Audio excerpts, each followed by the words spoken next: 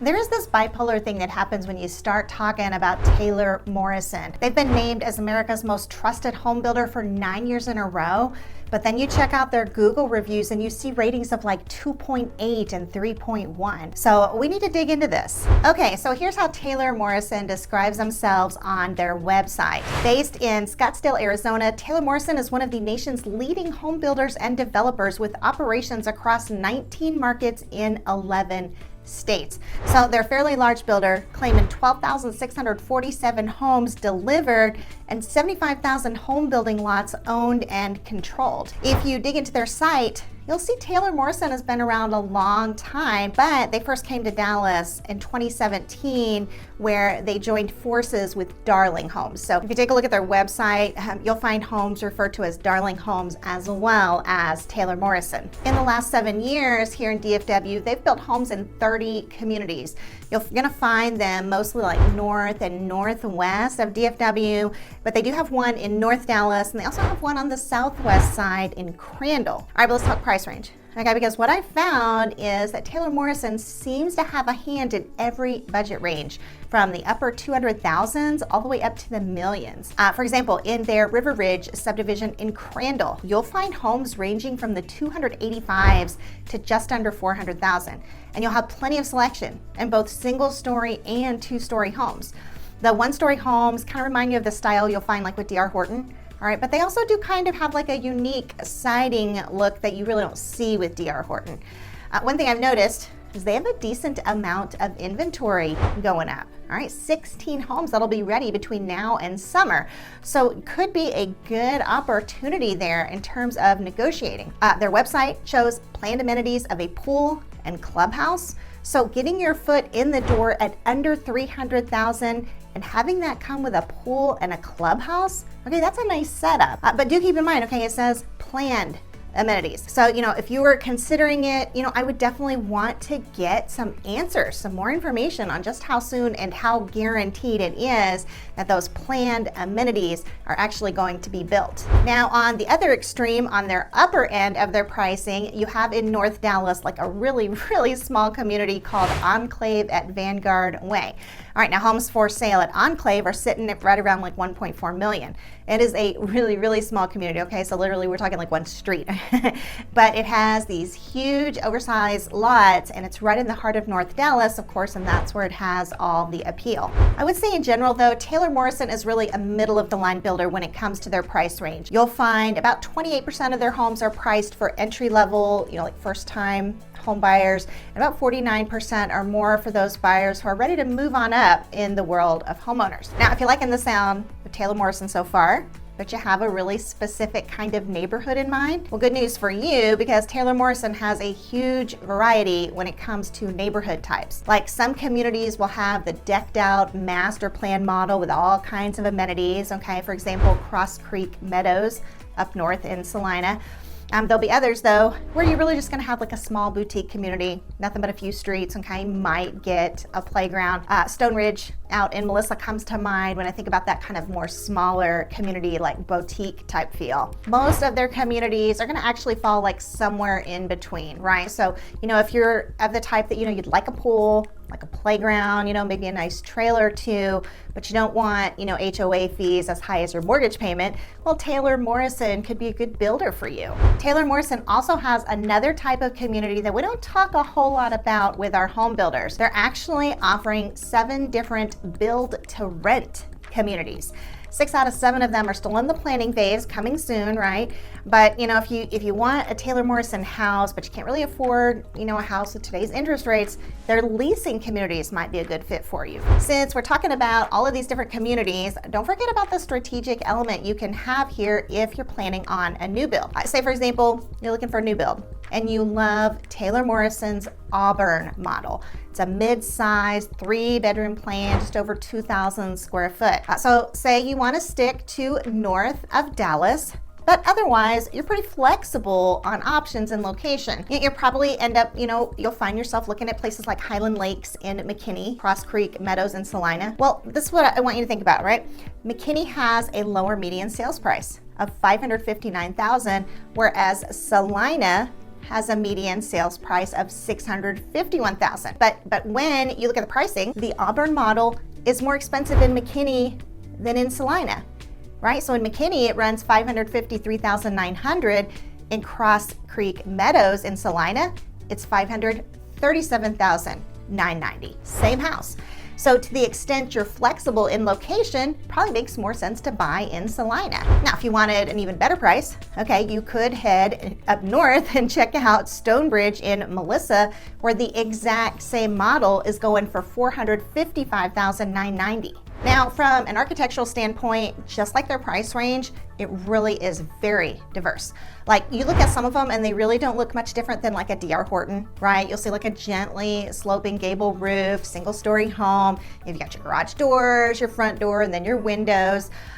You will find some though that have a little bit more of almost like a craftsman style. You'll see like siding, but then also plenty with just brick, right?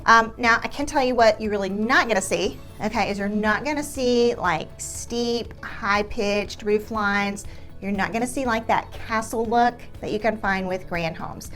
I noticed in general, you really don't see a whole lot of decorative stone at the front either. So overall, a lot of distinctiveness, a lot of variety. All right, now let's get into a little bit of the nitty gritty.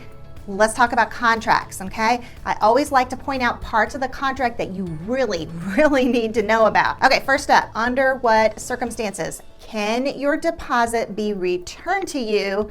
And for what reasons will you completely lose it? Well, the contract pretty clearly states, okay, that your deposit, all right, it's just non-refundable, okay? When that money changes hands, you need to assume that it's all but gone, okay? Here's what the contract says. Except as expressly provided, all deposits are non-refundable when paid. So your default position, if you will, is that your deposit is non-refundable, and then it goes on to provide just a few examples in which it could be refunded. The first has to do with financing. This is how the contract reads. Buyers shall use good faith efforts to obtain as soon as possible, but no later than 45 days after the purchase agreement date, a written statement from buyer's lender stating buyer has been approved for a loan. Well, you need to know, okay, this is astonishingly long.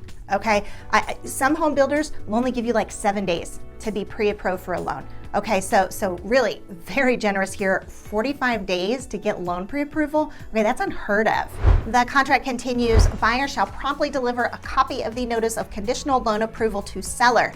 If buyer has not delivered the notice of conditional loan approval to seller by the conditional loan approval deadline, then seller may cancel this purchase agreement by delivering notice thereof to buyer, whereupon seller may retain all deposits. Okay, so there it is. You have 45 days, all right? If you take longer than 45 days and you still haven't given information on your loan pre-approval, you could lose your deposit. But really, 45 days, that is really generous. But now this is something you need to know, okay? And it's their contingency sales policy, all right? It reads like this. If buyer elects to apply for mortgage financing contingent on the sale of buyer's current residence or other property, buyer does so at buyer's risk. Okay, now did you hear that? With pre-owned homes, you can have a contingency based on the sale of your home where you can protect your earnest money deposit if you can't sell your home on time. All right, and there are also some builders who will allow like that contingency. Okay, with Taylor Morrison, you're not gonna get that. All right, let's talk about design options, because if you don't play this one right, you could be in default and lose your deposit and the house. The contract has a little something to say about it as well. Okay, here's what it says. If buyer fails to timely make the options selections and or make the required option deposits, seller may select the options for buyer or cancel this purchase agreement by delivering notice thereof to buyer, whereupon seller may retain all deposits. Speaking of default, let's talk about penalties if you don't close on time, because they are ridiculously steep. All right, this is how the contract reads. Buyer acknowledges a change of closing agent, lender, or loan terms may impact buyer's ability to close on the closing date. Seller shall have no obligation to delay the closing date for any buyer delay, and such delay will constitute a default under this purchase agreement. And now they describe the penalty for late closing, okay? This is how the contract reads. It is 0.1% of the purchase price not to exceed $1,000 per day. All right, so basically you're safe if you happen to be buying one of those $1.4 million homes at the Enclave, because then you'll only be charged $1,000 a day instead of $1,400 a day, okay? So thankfully they were so sweet and generous to provide that $1,000 a day maximum. Now, if you're buying a $300,000 home in Crandall, okay, your daily penalty for not closing on time will be $300 a day. Here's the exact wording. If closing does not occur on the date specified in the closing notice due to buyer's default, seller will be harmed.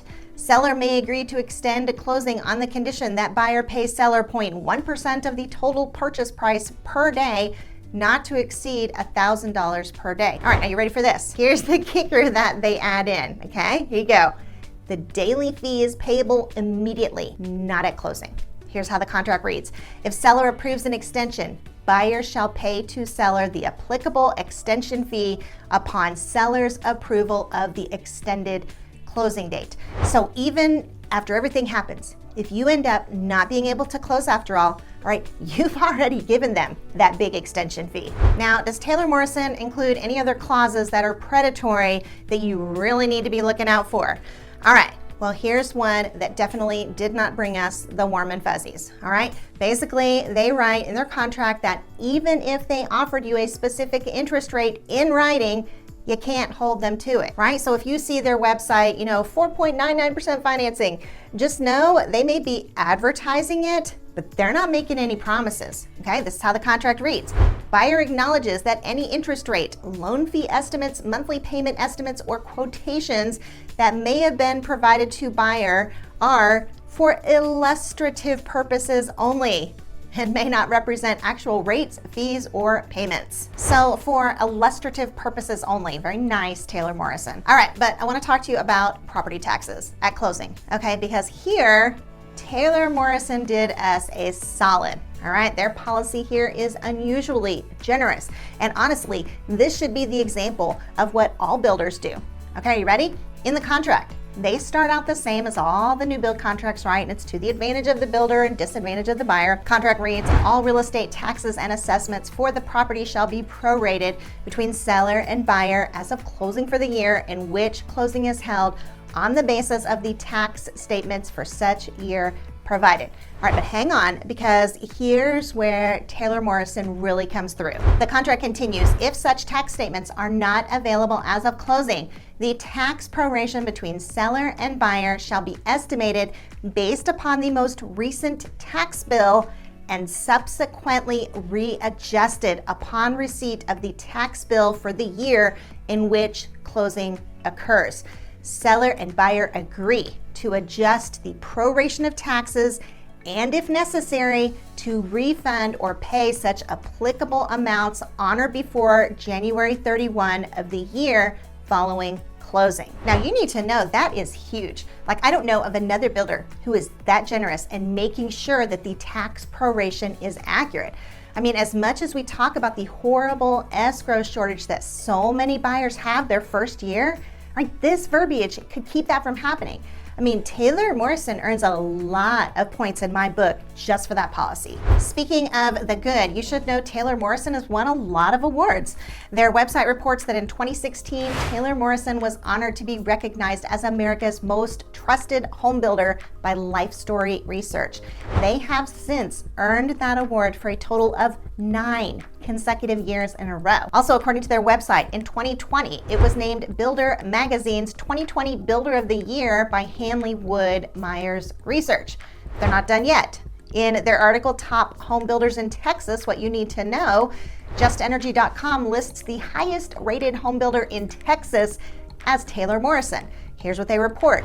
Taylor Morrison and Ashton Woods are consistently 2 of the highest rated builders in Texas and the US. They explain further, saying the experts rated Taylor Morrison highly for various reasons, including its wide range of floor plans and pricing, excellent customer service, high-tech self-guided tours, and its award-winning status as a 7-time winner of America's most trusted home builder. In fact, they continue, Taylor Morrison tops the list with the highest trust rating of 118.4. So if you're looking for a home builder with great credentials, have you just found them? Well, maybe, but let's take a look at their local reviews. All right, because when we check out Google Maps, we see they really range by location. You've got communities like The Ridge at North Lake with 2.8 stars, and Wilson Creek Meadows in Salina with 3.3. But then you have the Madero community in Fort Worth with 4.0 stars, and North Lake Estates in Little Elm with 4.7. Now, we always check out Yelp reviews too, but keep in mind, I've yet to ever see a positive home builder review on Yelp, okay? I think people just really only post when they're really unhappy. And this one is no exception, okay?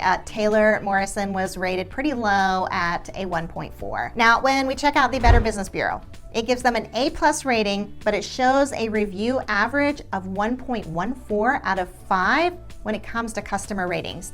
The company had 227 complaints closed in the last 3 years and 92 complaints closed in the last 12 months. I think Taylor Morrison is realizing that they've gotten some lackluster reviews. In their environmental, social, and governance report, they commented, "We want to acknowledge that our industry has been operating in a unique environment where supply chain and labor constraints have prevented us from providing the customer experience we strive to deliver at Taylor Morrison.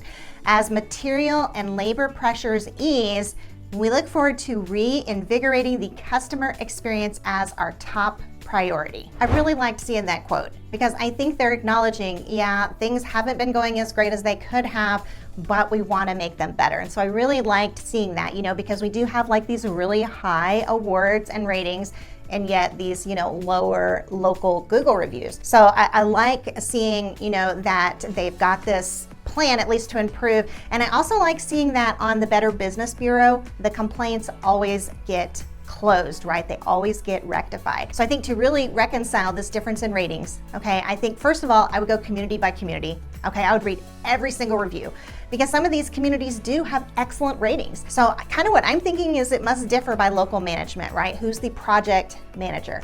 And I will say to this, right? I will say this, okay, and this is really important. To the extent you've got some inconsistency here, because you do, all right? The home inspection is super important, and this kind of becomes problematic because Taylor Morrison actually has some unwelcome inspection restrictions. Here's what they have to say about what has to happen before the inspection. Here's how the contract reads. Buyer must provide 30 days notice that they plan to have an inspection done. Also, before the inspection, okay, they say that the inspection must be 15 days prior to closing and 5 days prior to the new home demonstration. Also, the inspector must sign their policy. The inspector must provide proof of insurance in the amount of $1 million and workman's comp insurance. Now, during the actual inspection, they've also got a few other restrictions, okay? Seller's representative may accompany the inspector, all right? So they may follow the inspector all the way through the inspection. The inspector must wear a hard hat, closed-toed shoes, and foot covers. The inspector must not mark anything nor perform any destructive testing. Now, they've also got a few restrictions after the inspection, okay? Here we go. The inspector may not attend the new home demonstration, and the inspector must identify state or local building codes on the inspection report. Now, if all this sounds really foreign to you, all right, you need to know there have been a lot of builders who have been putting these kinds of restrictions on third-party inspectors. It's actually become quite common. It's become common enough, in fact, that I did an entire video about it. You can watch right here. But in the meantime, Wendy out.